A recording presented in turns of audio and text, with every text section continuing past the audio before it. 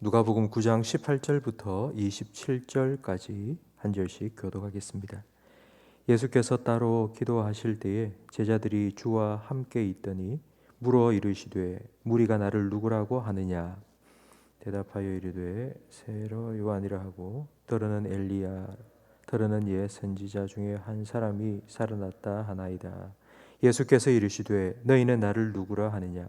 베드로가 대답하여 이르되 하나님의 그리스도 신이이다 하니 경고하사 이 말을 아무에게도 이르지 말라 명하시고 이르시되 인자가 많은 고난을 받고 장로들과 대제사장들과 서기관들에게 버림받되어 죽임을 당하고 제3일에 살아나야 하리라 하시고 또 무리에게 이르시되 아무든지 나를 따라오려거든 자기를 부인하고 날마다 제 십자가를 지고 나를 따를 것이니라.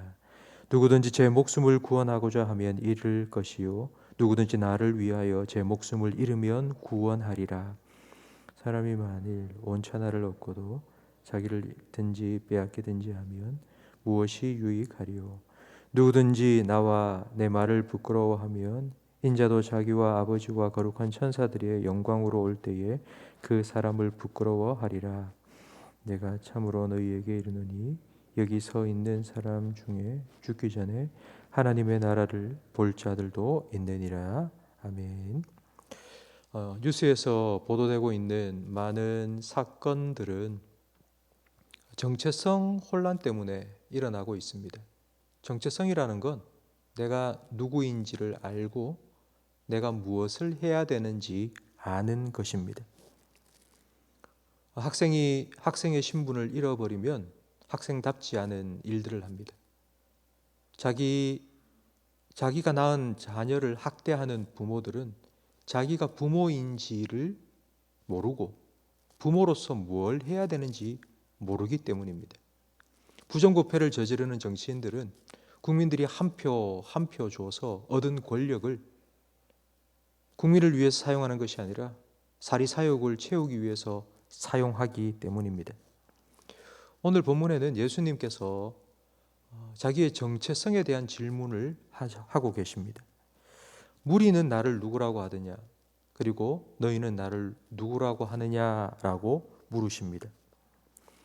제가 대학생 때 필리핀 단기 선교를 간 적이 있습니다. 비행기를 탔는데 제 옆자리에 미국인이 타고 있었습니다. 그래서 제가 그 사람에게 예수님에 대해서 아느냐고 물었더니만 잘 안다는 겁니다. 그 예수님이 어떤 분이냐고 물었더니 그 사람이 하는 말이 그 사람 좋은 사람이라고. 나 그 사람 존경한다고. 그러니까 세상에는 예수님을 좋은 사람, 사랑을 베풀고 그리고 사람을 위해서 희생하고 그래서 용서에 대한 좋은 말들을 한 그런 존경받을 만한 사람이라고 생각하는 그런 사람들이 참 많이 있습니다. 그냥 존경하지만 예수님을 믿지 않습니다. 예수님을 따르지도 않습니다. 예수님 당시에도 예수님에 대한 소문을 들었던 수많은 사람들이 예수님에 대해서 이런 생각을 가졌습니다. 예수님 좋은 분이야. 옛날 선지자처럼 하나님 말씀을 전했던 사람이고 그리고 능력도 많이 행했고 그래서 참 좋은 사람이야 라고 생각을 하는 사람들이 있었습니다. 예수님께서는 제자들에게 묻습니다. 3년 동안 자기와 함께 생활해 온 제자들에게 너희는 나를 누구라고 하느냐? 베드로가 이 질문에 하나님의 그리스도입니다 라고 대답을 했습니다. 이 그리스도라는 말은 구약의 메시아라는 말과 똑같은 말입니다. 메시아는 기름을 부어서 세운 사람이라는 뜻입니다. 하나님께서 특별한 사명을 맡기시기 위해 기름을 부어서 세운 사람이라는 뜻인데 그러니까 하나님의 그리스도라는 베드로의 대답은 하나님께서 어떤 특별한 사명을 맡기시기 위해서 하나님께서 직접 기름을 부어서 이 땅에 보내신 분이라는 뜻입니다. 그렇다면 하나님께서 예수님께 맡기신 특별한 사명이 무엇이겠습니까? 그걸 예수님께서 22절에 말씀해 주십니다. 이르시되 인자가 많은 고난을 받고 장로들과 대제사장들과 서기관들에게 버림받아 죽임을 당하고 제3일에 살아나야 하리라. 그러니까 고난과 죽음과 부활, 바로 이것이 하나님의 그리스도로서 예수님께서 이 땅에서 하셔야 될 사명입니다. 예수님께서는 십자가에 못 박혀 죽기 전날 밤에 제자들에게 너희는 나를 기념해라. 내가 다시 올 때까지 나를 기념해라 하시면서 예수님께서 자신에 대해서 기념해야 될 게 무엇인지를 가르쳐 주셨습니다. 떡을 떼면서 내 살을 찢은 걸 기념하고 포도주를 나누면서 내가 너를 위해서 피 흘린 것을 기념하라고 성찬식을 말씀해 주셨습니다. 예수님의 사역 중에 예수님께서 가장 우리들이 기억하기 원하시는 것, 가장 중요한 사역은 예수님의 십자가의 죽음과 부활입니다. 이것이 하나님의 그리스도로서 예수님께서 하셔야 될 가장 중요한 사역, 사명입니다. 성도 여러분, 여러분에게도 예수님이 하신 이 질문을 제가 드리고 싶습니다. 여러분은 예수님을 누구라고 생각하십니까?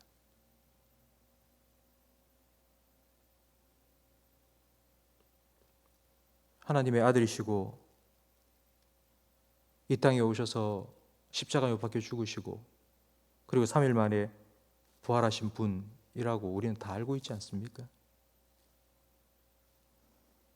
근데 정말 그 예수님이 나를 위해서 십자가에 못 박혀 죽으셨고 나를 구원하신 나의 구원자시고 그 예수님이 나의 생명이시고 나의 전부고 그리고 나의 구원자이심을 여러분 믿으십니까?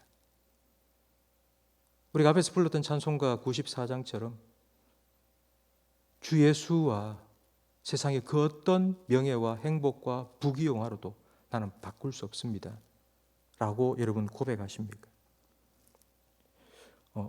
이런 고백이 있어야지만이 예수님께서 23절에 하신 말씀대로 할 수 있습니다. 23절에 예수님께서는 이렇게 말씀하십니다. 또 무리에게 이르시되 아무든지 나를 따라오려거든 자기를 부인하고 날마다 제 십자가를 지고 나를 따를 것이니라. 예수님이 정말 나의 주인이시고 나의 생명이시고 나의 전부라고 고백하는 사람이 자기 십자가를 지고 예수님을 따르는 진짜 제자가 될 수 있습니다. 골고다 언덕을 향해서 올라가시는 예수님을 생각해 보십시오. 그 뒤에 제자들이 따라가고 있습니다. 근데 제자들이 따라가면서 뭐 했는가 하니? 예수님이 예루살렘에 올라가서 왕이 되면 우리가 좌의정, 영의정 누가 앉을 겁니까? 그러면서 싸웠습니다. 그런데 예수님이 예루살렘에 올라가서 왕의 보좌로 가는 게 아니라 골고다 언덕 십자가로 나아갔습니다. 그러자 제자들은 자기 목숨을 건지기 위해서 나 예수 모른다.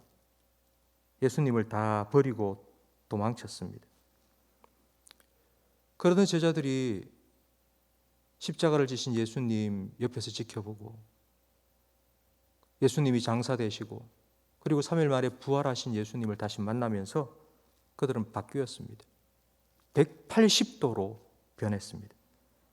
예수님을 위해서, 복음을 위해서 자기의 생명을 조금도 아낌없이 내어놓는, 정말 자기 십자가를 지고 예수님을 따르는 진짜 제자로 변화되었습니다. 성도 여러분, 우리가 예수님의 참된 제자로서 살지 못하는 이유는 우리가 예수님을 계속 바라보고 예수님을 따라가지 않기 때문입니다.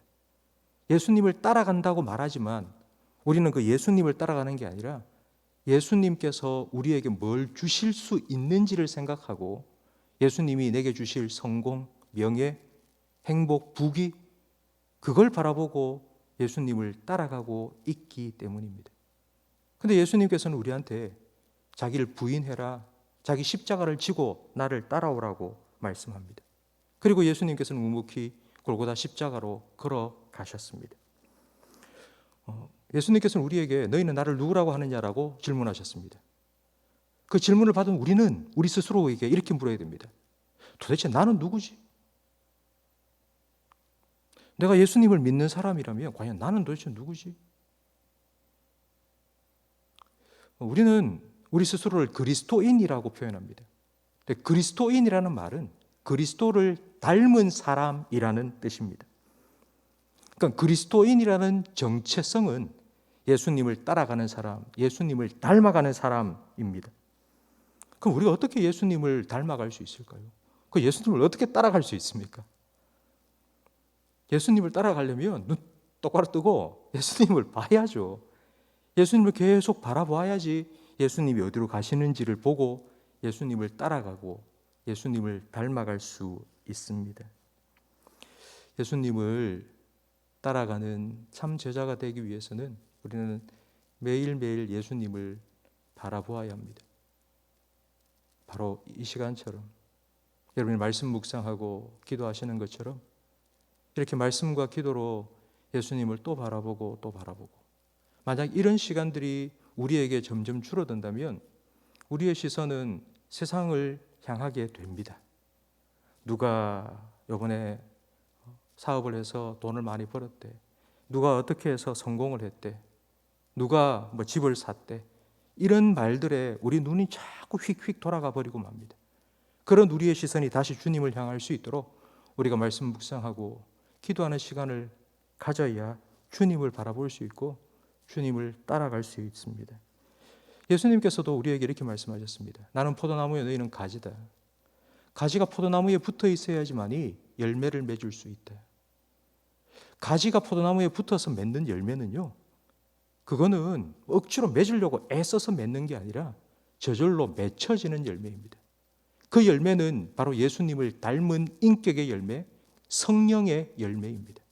그러니까 그리스도인으로서 예수님을 따라가면서 맺게 되는 성령의 열매, 삶의 열매, 인격의 열매, 우리 입술의 열매, 우리 행위의 열매, 그런 열매가 우리의 삶에 맺혀지는 것, 바로 그것이 참된 제자의 모습입니다. 성도 여러분, 새벽에 새벽 기도에 참여하신 우리 성도님들은 사실 뭐 이런 말씀을 듣지 않아도 이미 예수님을 잘 바라보시고 잘 따라가시는 분들입니다. 주님께서도 분명히 여러분들 그렇게 생각하실 겁니다.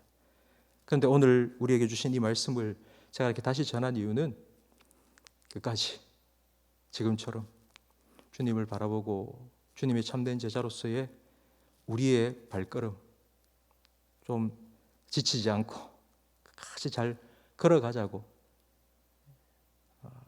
그렇게 다시 한번 말씀을 드린 겁니다. 오늘처럼 매일매일 주님을 더 가까이 하시고 주님을 더 닮아가는 주님의 참된 제자로서 주님 앞에 설 그날까지 우리의 걸음을 멈추지 아니하고 주님을 향해 나아가시는 저와 우리 모든 성도님들이 되시길 주님의 이름으로 축복합니다. 기도하겠습니다. 어제보다 오늘 더 주님을 닮아갈 수 있도록 주님을 만날 수 있는 이 복된 자리로 저희들을 불러주시니 감사합니다. 맛을 잃은 소금처럼 되지 않도록 주님 우리를 만나 주시니 감사합니다. 하나님, 우리가 이렇게 주님 앞에 나와서 주님을 바라보며 주님과 함께 교제하는 이 시간을 갖는 것이 의무감으로 하는 것이 아니라 정말 주님을 사랑하는 마음으로 하기를 간절히 바랍니다. 주님의 사랑을 성령으로 말미암아 우리의 심령 속에 다시 한번 부어 주옵소서. 주님께서 얼마나 나를 사랑하시는지를 깨닫게 해 주옵소서. 나도 주님을 사랑합니다. 주님은 나의 전부이고 나의 생명입니다. 세상의 어떤 부귀, 영화, 행복, 명예로도 주님과 바꿀 수 없습니다. 바꾸지 않겠습니다. 이렇게 우리의 입술로 우리의 온 몸과 마음을 다하여 주님 앞에 고백을 드리며 주님을 끝까지 바라보고 주님을 끝까지 따라갈 수 있는 주님의 참된 제자로 저희들을 변화시켜 주옵소서.